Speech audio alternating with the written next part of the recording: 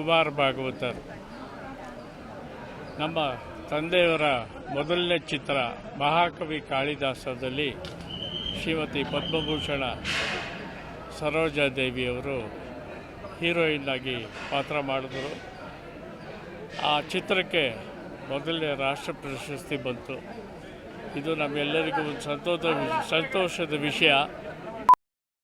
ಮಹಾನ್ ಕಲಾವಿದೆ, ನಮ್ಮನ್ನು ಕಂಡ್ರೆ ಬಹಳ ಗೌರವ. ನಮ್ಮ ತಂದೆಯವ್ರನ್ನ ಕಂಡ್ರು ಅಷ್ಟೇ ಗುರುಭಕ್ತಿ ಇಟ್ಕೊಂಡಿದ್ರು. ಇಲ್ಲಿ ಏನೇ ಕಾರ್ಯಕ್ರಮಗಳಾದ್ರೂ ಬಂದು ನಮ್ಮನ್ನೆಲ್ಲ ಆಶೀರ್ವಾದ ಮಾಡಿ ಹೋಗ್ತಾಯಿದ್ರು.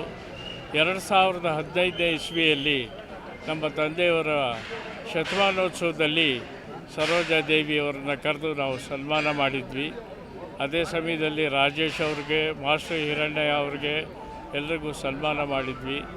ಆಕೆ ಪಂಚಭಾಷಾ ತಾರೆ. ಆಕೆ ವಿಷಯ ಎಷ್ಟು ಹೇಳಿದ್ರು ಸಾಲದು, ಒಳ್ಳೆಯ ಕಲಾವಿದೆ. ಇಷ್ಟು ಹೇಳಿ ನಾನು ಮಾತು ಮುಗಿಸ್ತೀನಿ. ದೇವರು ಅವರ ಆತ್ಮಕ್ಕೆ ಶಾಂತಿ ಕೊಡಲಿ ಅಂತ ಈ ಮೂಲಕ ಪ್ರಾರ್ಥಿಸ್ತೀನಿ.